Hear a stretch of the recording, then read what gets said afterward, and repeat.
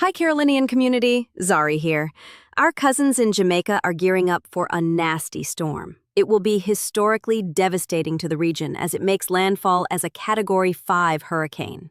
Closer to home, we would like to encourage those of you who have municipal elections this year to vote.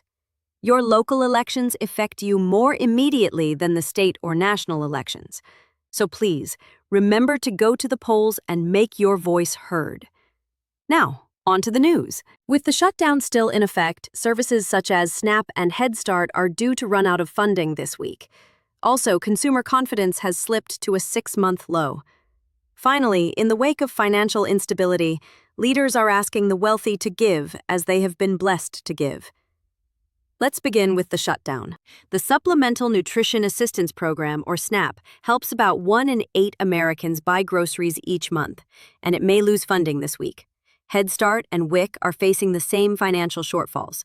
The programs are administered by the USDA, and the agency said cards used as part of SNAP to buy groceries will not be reloaded as of November 1st.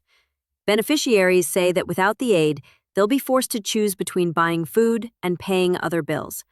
What our political leaders are not taking into account is that food is a necessity. Without food, people become desperate.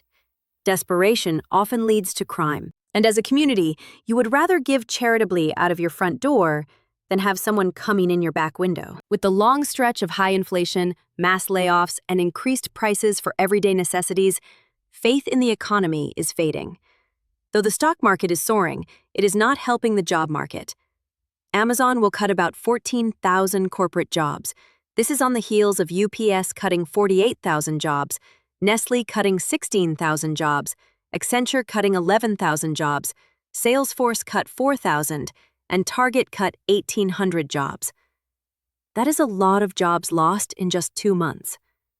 Job loss and stocks are rising in sync.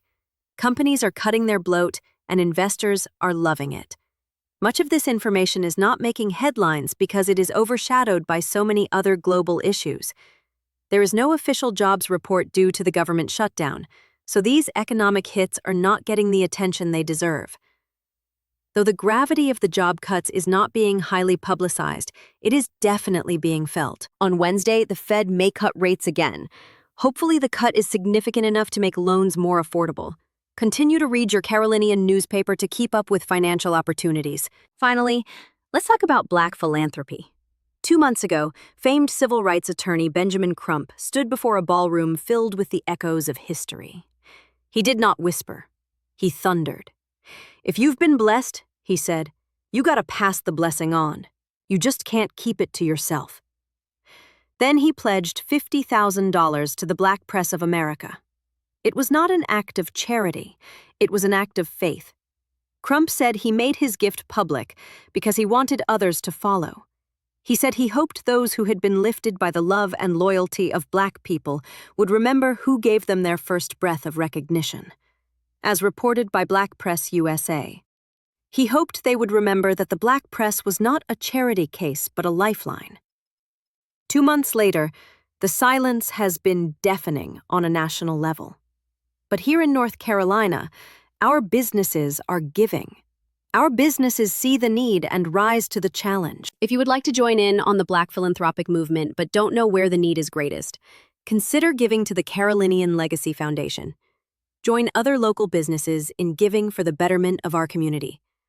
Scan the QR code here or visit the Legacy Project page on our website at www.caro.news. As always, you can follow us on our social channels or visit our website anytime for the latest news and updates.